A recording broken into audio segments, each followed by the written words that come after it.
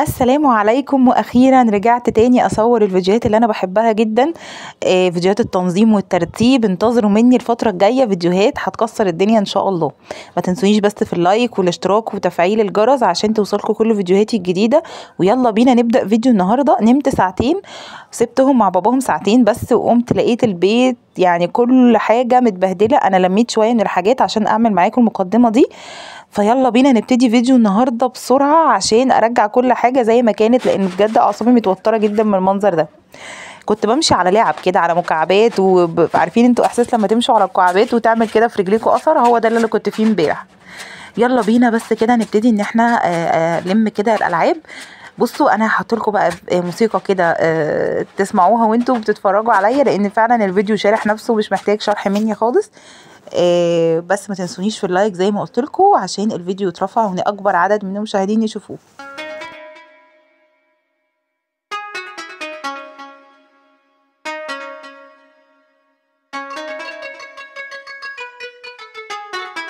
هنا كنت بوريكم ازاي قطعولي الكوشنز، فهوديها ان شاء الله تتخيط عند اي خياط بره.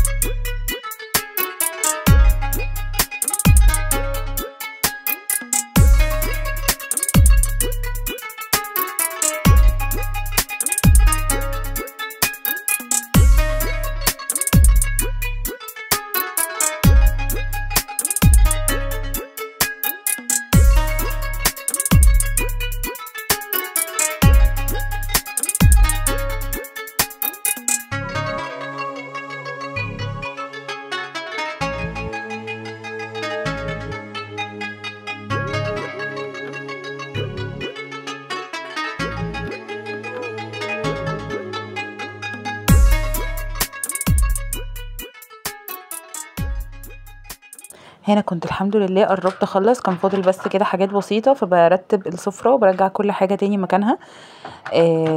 الحمد لله الحمد لله على نعمه الاولاد ونعمه الذريه. مش معنى ان الواحد بيقول ان هم كركبوا او بهدلوا المكان ان احنا يعني ناقمين عن النعمه، بالعكس الحمد لله. بس الطبيعي يعني ان انا بحكي لكم ان هم عملوا ايه او كده، بس ربنا يبارك فيهم ويحفظهم يا رب. بلم بقى كل الورق والحاجات دي في كيسه وبرميها بقى على طول في الباسكت. كان فاضل بس كده الجزء اللي هو قدام باب الشقه، بيبقى بنقلع يعني الجزم وكده في المكان ده. فكان شغلت المكنسه وكنست كل السجاد، وكمان الجزء اللي هو قدام باب الشقه ده لميت كل الكوتشيات، كل كوتشي في مكانه.